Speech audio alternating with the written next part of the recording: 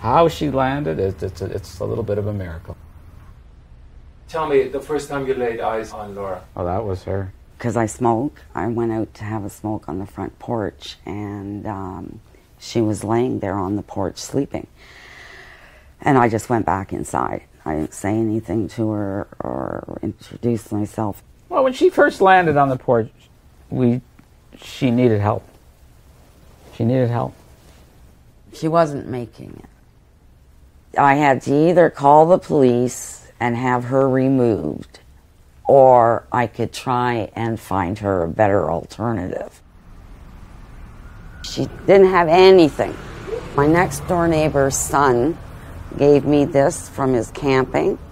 This was Laura's little mat, and I used to leave a plate of food down here and maybe some smokes, and had a comforter that she could unroll, and when she wasn't here she'd roll up her mat and she'd put it in the corner and just leave. She'd come and go as she pleased.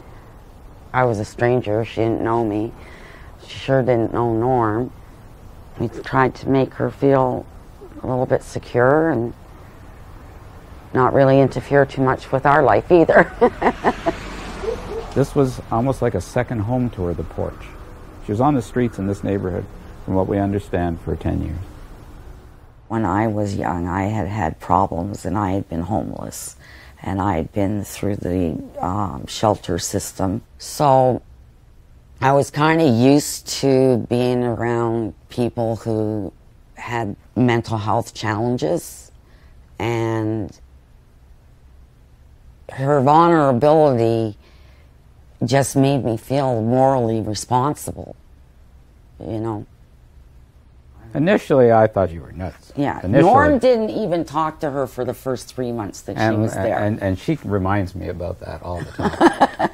But then the more you get talking to her, there's a nice side to her, so there's a charming side to her. She was off her medication, so it was hard to have conversation with her, because she would sit on my porch and yell at neighbors, people walking their dogs. I got to give credit to my neighbors, because never once. Not one neighbor ever complained. The word got out a little bit that we were looking after this street person. And my next door neighbor is a saint for what she's put up with. We became the porch parents. That was our nickname.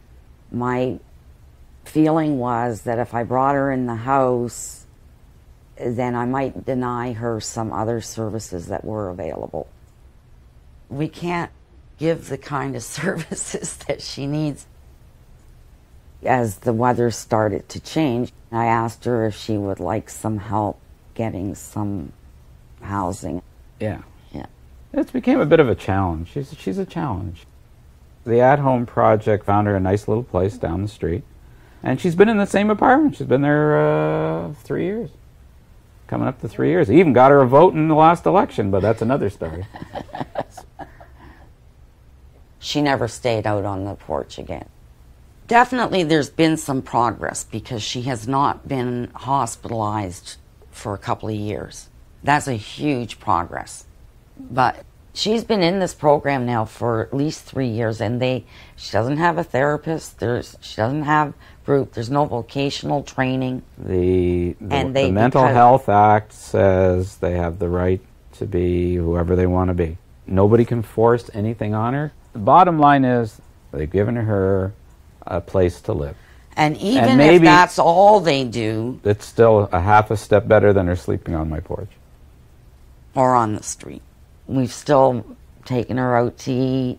I took her swimming. She came at Christmas time to give me money for gifts for the kids. We're just happy to see her. And if she walks into this house... And she hasn't been beaten up. And walks out 2 minutes later, we look at each other and go, she's alive. I look at it as we're just helping one person.